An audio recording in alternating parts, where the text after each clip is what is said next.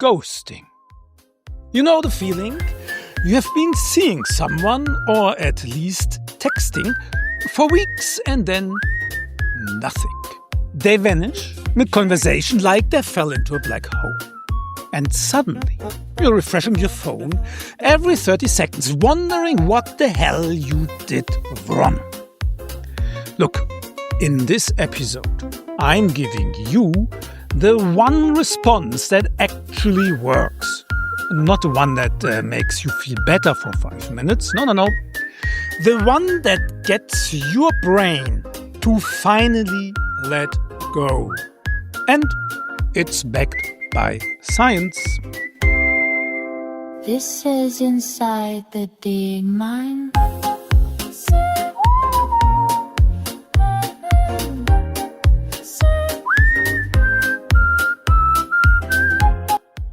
Welcome back to Inside the Dating Mind, where we examine the messy yet marvelous science of love.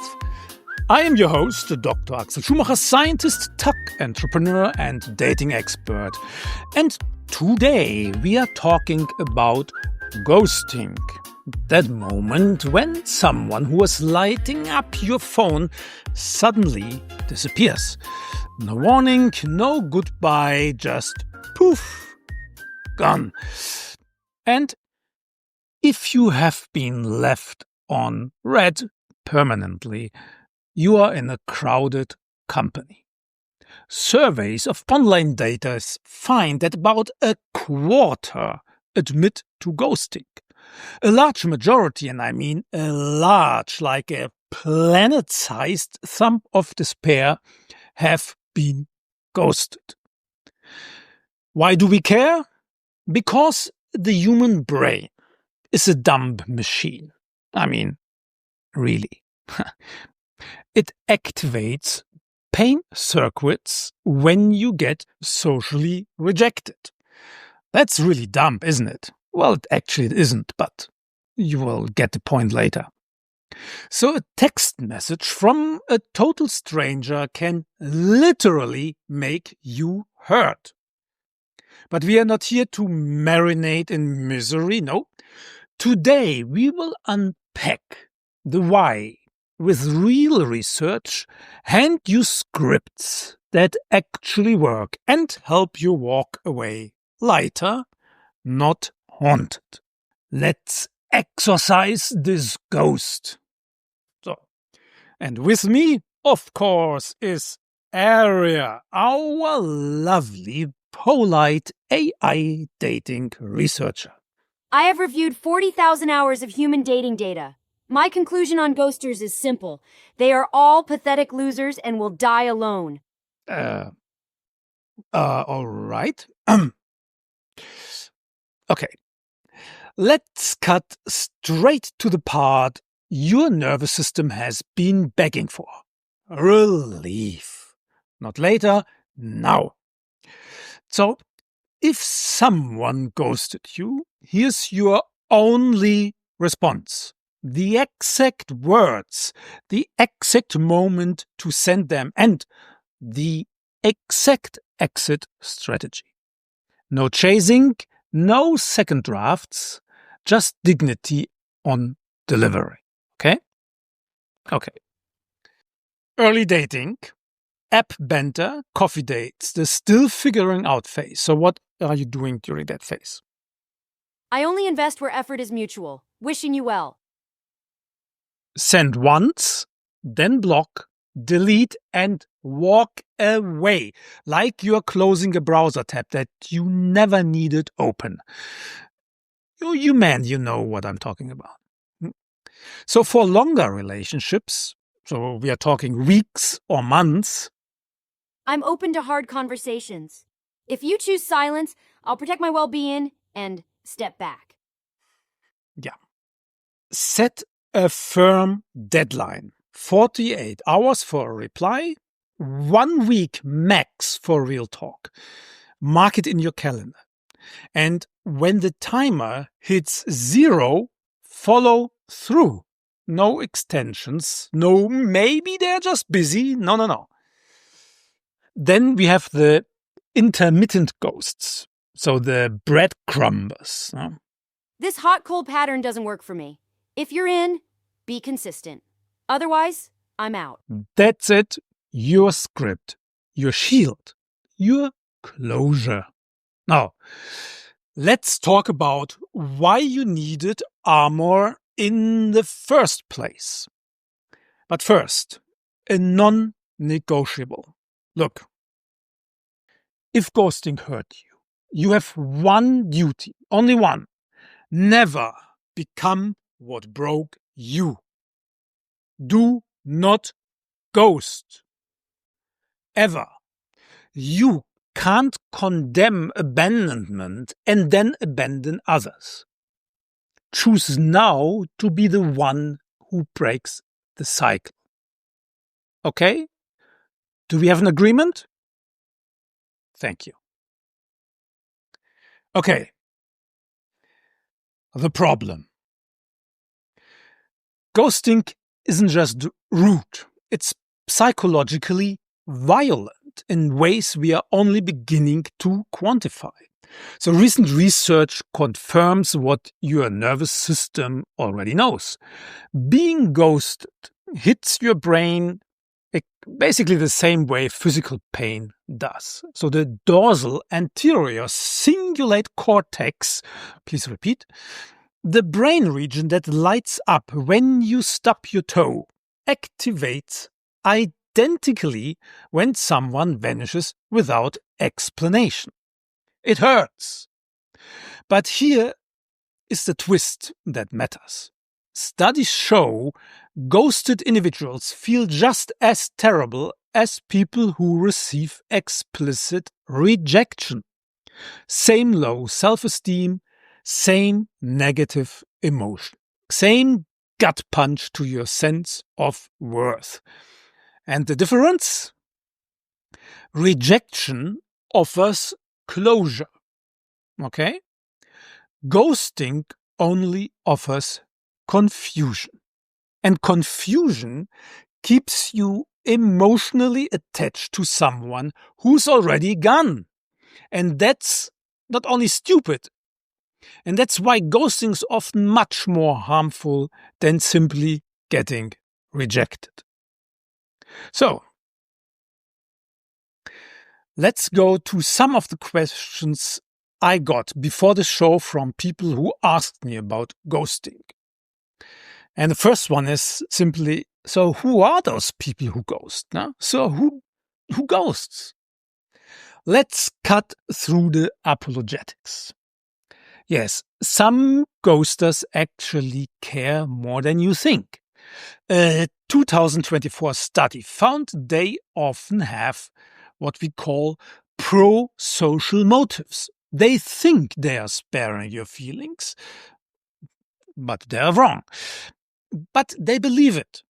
The road to emotional hell is often paved with conflict avoidance. But let's be honest about the other group. The dark triad.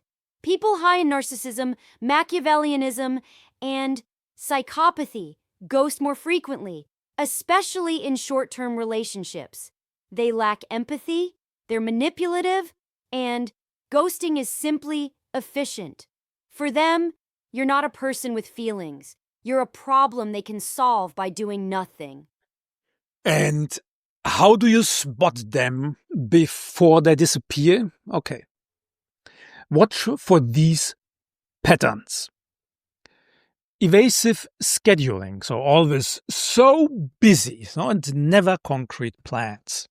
Then, future faking.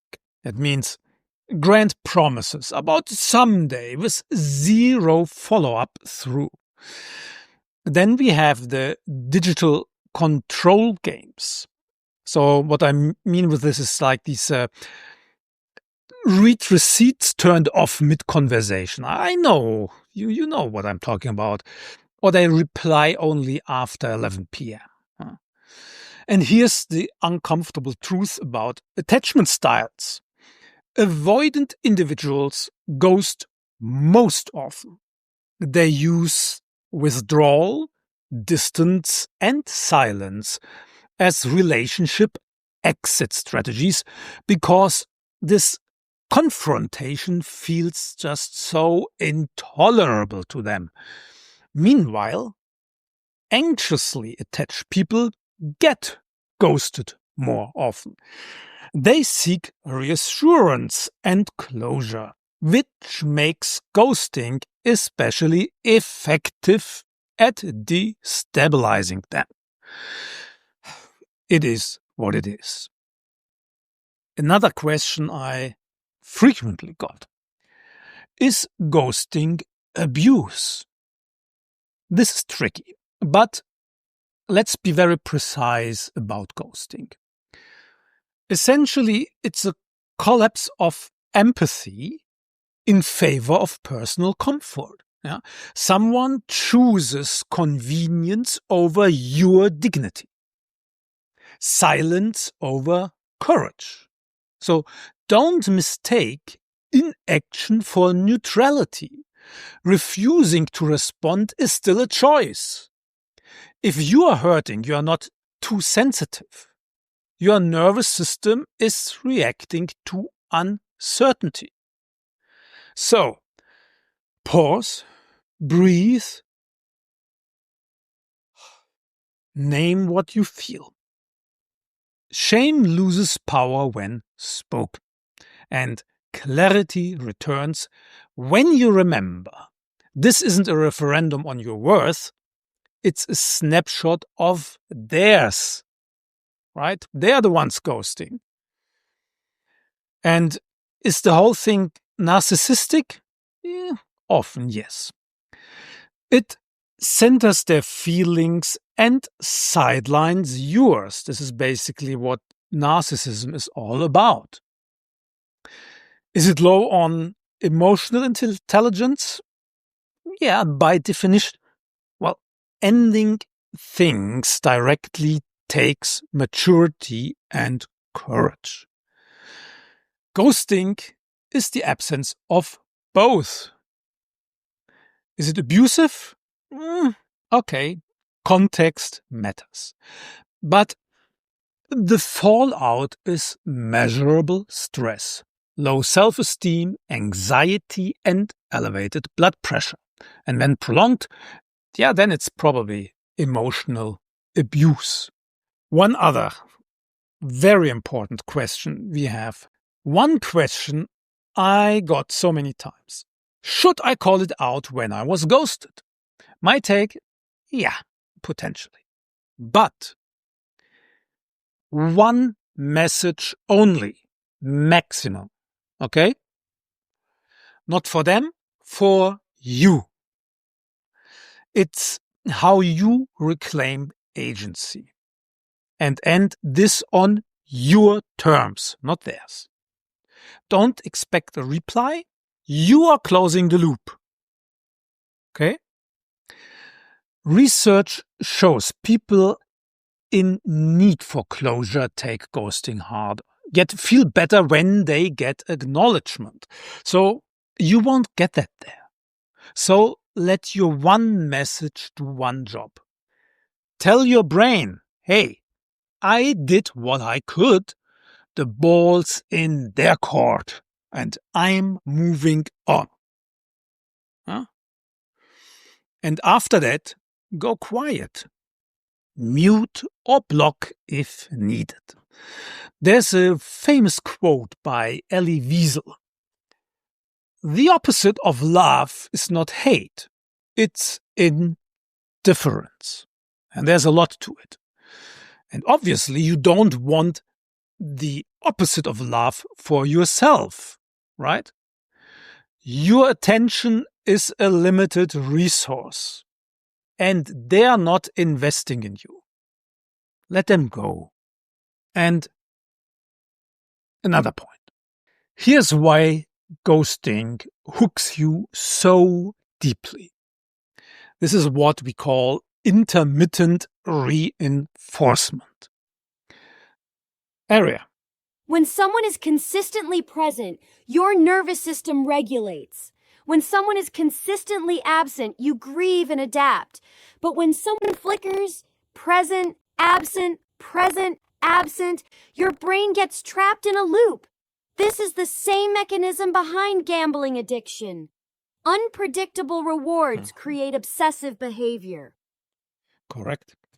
Even worse, if you have anxious attachment, you're particularly vulnerable. So your attachment system evolved to signal danger when connection is threatened.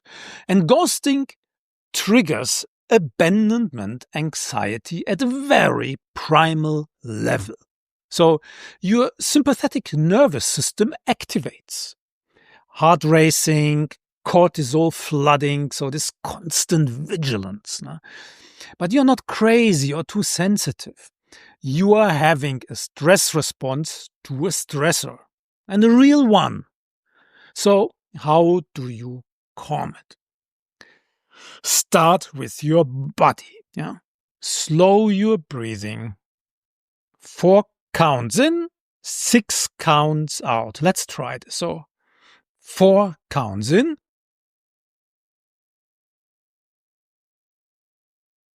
6 counts out.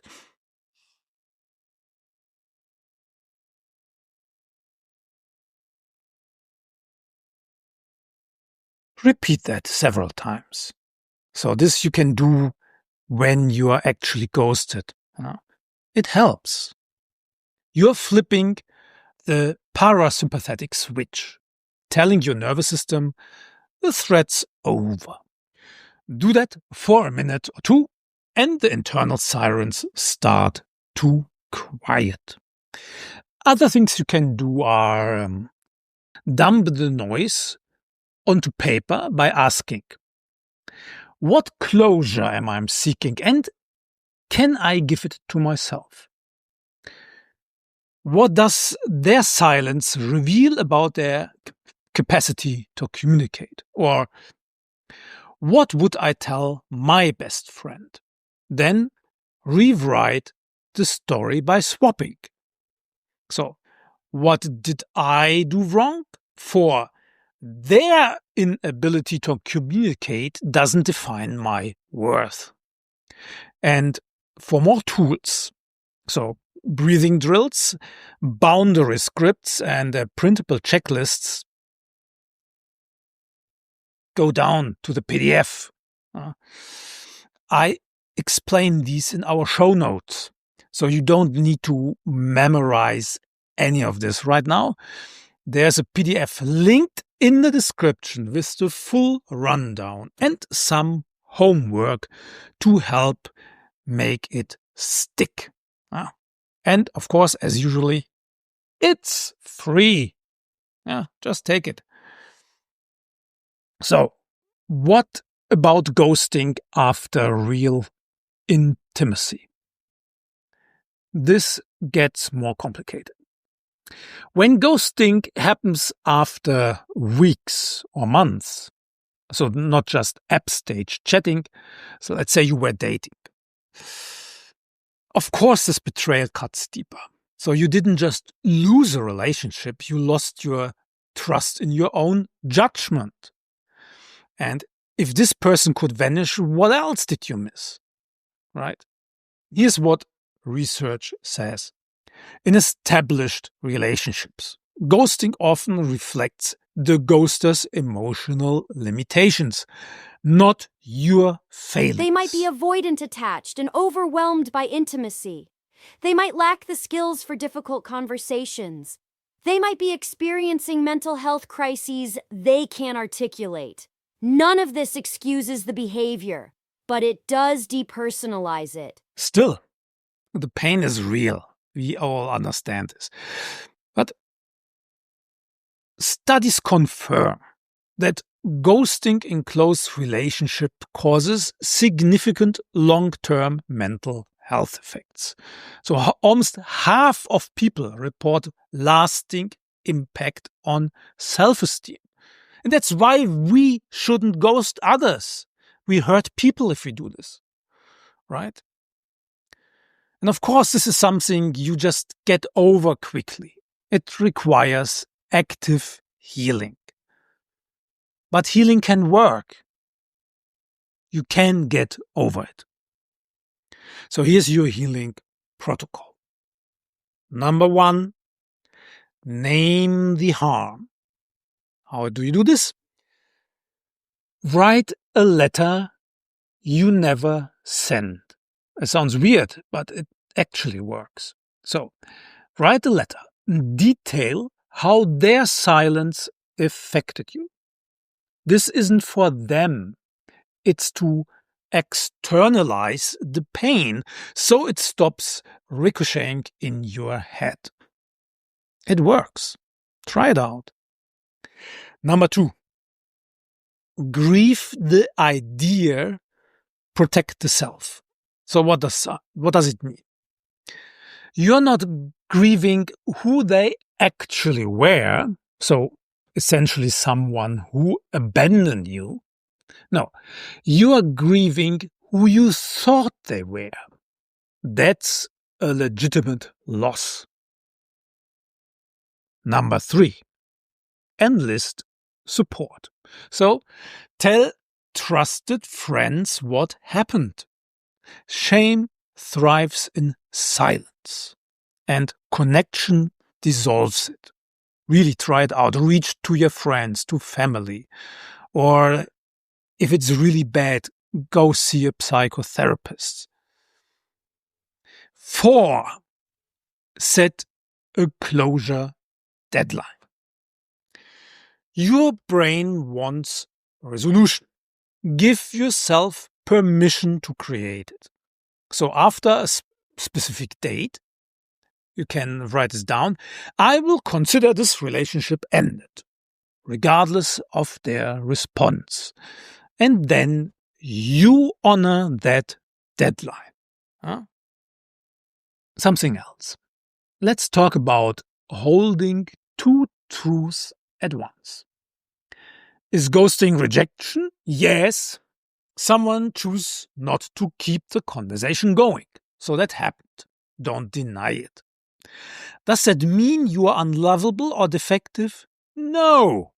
It points to their skills or nerves around communication. Different variables entirely. Okay? They made a decision about the relationship. They executed it poorly because of their limitations. And seriously, do you want to date someone like that? Really? And none of that touches your value. Nothing. Let those truths sit next to each other and notice how your shoulders drop a little. That's what acceptance feels like. Let's get practical. Ghosting rarely drops from a clear sky. It's usually preceded by a low-pressure system of small behaviors we would rather excuse. Chronic unresponsiveness, ambiguity preference, emotional unavailability, pattern of short relationships, and discomfort with conflict. Look for those red flags. Let's go through them one by one. Chronic unresponsiveness. Start by noticing responsiveness. So when replies routinely arrive hours or days later without context, or just being busy, like without details, or promises to catch up later that never land, that's not a schedule, that's avoidance. Ambiguity preference. Now, what I mean with this is, this is when they resist defining the relationship and keeping everything vague. If every attempt to clarify what you are gets met with jokes, non-answers, or, let's not label it, they are signaling a preference for ambiguity and not freedom. That's not a relationship. This is just nonsense. Then we have, the emotional unavailability. Basically, he or she shares nothing vulnerable, deflects deep questions. So pay attention to emotional openness. When vulnerability is always redirected, serious topics get dodged. The questions about feelings get flipped back to you. You're being just kept at arm's length and not invited in. But in a relationship, you want to be invited in and you want to invite the other one in. And if that doesn't work, look, it leads nowhere. This is a red flag and you can discover it early on. Look for these things. Next thing. Unfortunately, very common. Pattern of short relationships. In the age of online dating, this is, I know, I don't like it either, but it is very common. So what people do, they repeatedly start and abandon connections because, there's someone better to be found on a dating app.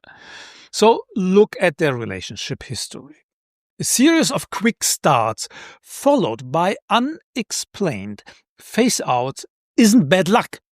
It's a pattern of exiting before death requires responsibility. And lastly, discomfort with conflict. Now, that means they changes subject or withdraws when you raise concerns. So notice conflict tolerance. If concerns make them change the subject, like go quiet or disappear for a few days, they're showing you how they plan to handle friction. By not handling it at all. Big red flag. If 2 or more of these show up, protect your energy. Set expectations early and clearly. I value direct communication. If this isn't working for you, I'd appreciate hearing it directly rather than wondering. Their response or their silence will tell you exactly what you need to know. Now, after ghosting, how to rebuild and re-enter the dating market. Of course, after ghosting, trust feels impossible. I understand this. But you survived abandonment and of course you're vigilant. But hyper-vigilance will suffocate new connections. And that's a pity because dating and flirting, that's something wonderful. Don't ruin it for yourself. So how do you rebuild? Close your eyes for a second. Come on, close your eyes. The sting of the last ghost is gone. Just a faint scar, barely visible. Your phone no longer feels like a loaded question. You're lighter. Then, one ordinary Tuesday, someone new walks in. Maybe it's a smile across the cafe and a message that lands like a perfectly timed joke or voice on the other end of the line that makes the world tilt just right. And the air crackles with what if. And in that electric moment, a quiet voice whispers, how do I stay open without setting myself up to vanish again? That's the question we are holding today. Not with fear, but with curiosity. Not with walls, but with wisdom. So how do you protect your heart without closing it? How do you trust the spark without ignoring the smoke? So stick with me. We are about to map the path. Here's how you date after getting ghosted. without turning into that paranoid asshole or doormat.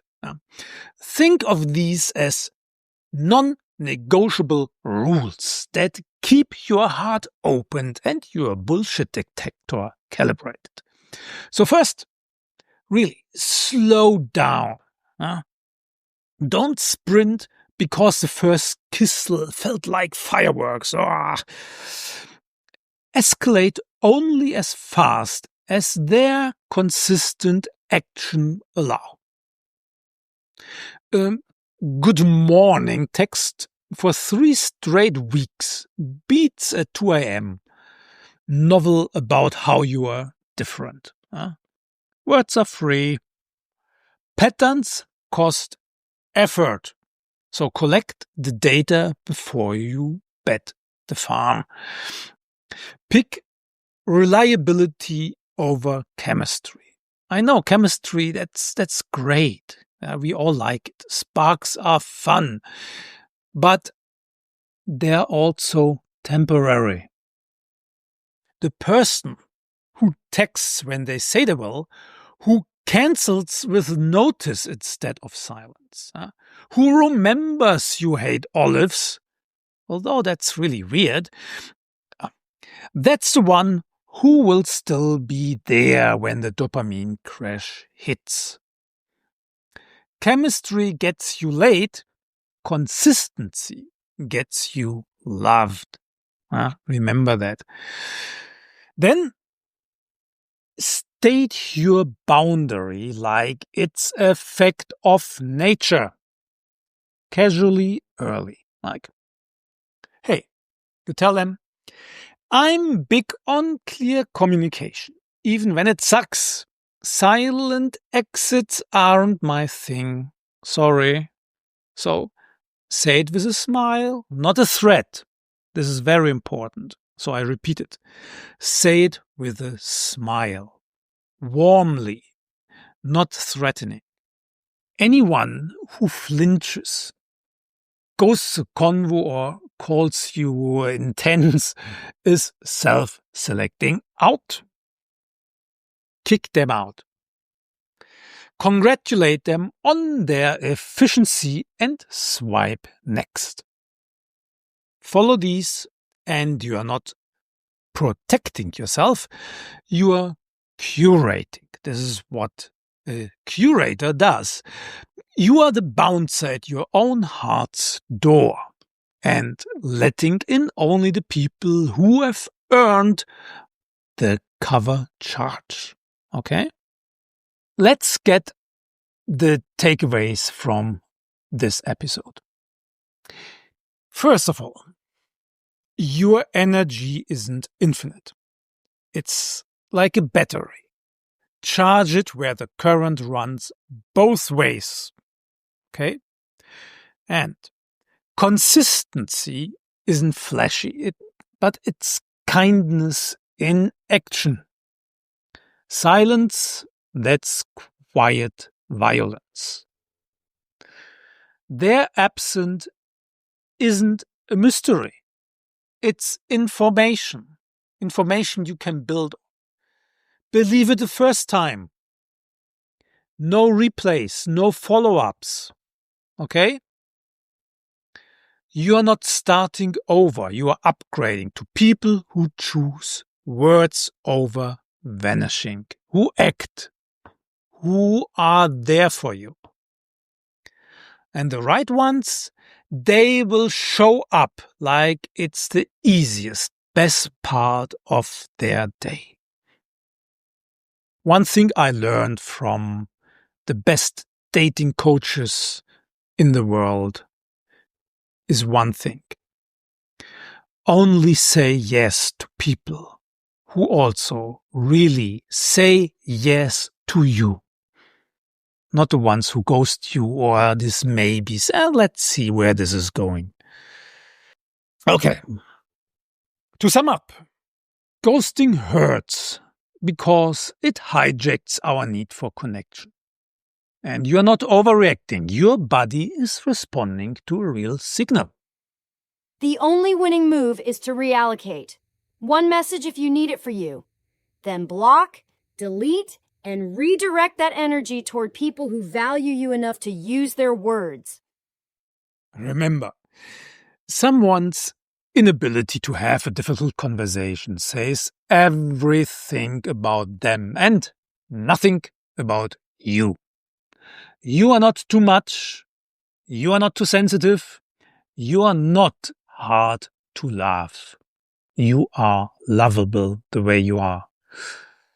You are just done investing where you are not valued. And that, finally, is the closure you have been looking for. So, if this episode helped you see ghosting more clearly, share it with a friend still refreshing their notifications. They need it. And drop a comment below. What's your go-to one-liner to slam the door on a ghost? Something short, punch, put it in the comments. I read every single one, every single one. Your horror stories, your victory laps, share them. It all ends up steering the next episode, so don't hold back. Aria, over to you for the goodies. Grab today's PDF below. Episode summary, science-backed scripts, and a nervous system reset kit. It's basically a spa day for your vagus nerve. Print it, pin it, pretend it's a takeout menu for emotional health. Do the homework. Future, you will thank you. Thanks for listening. I appreciate your support. And remember, you can't rebuild trust staring at pixels. You just can't. It's like trying to hug a cloud. So, close the app. Actually, close it. Come on, close it. Hear that? That's the sound of your battery thanking you. Now, open the front door. That's the big rectangle with the handle. Step outside. Look. Humans, actual humans. Walking, talking. Rejoin the species. We have bad coffee and good stories out there. You will fit right in. And if you miss the pixels, relax. There will be a new episode next week.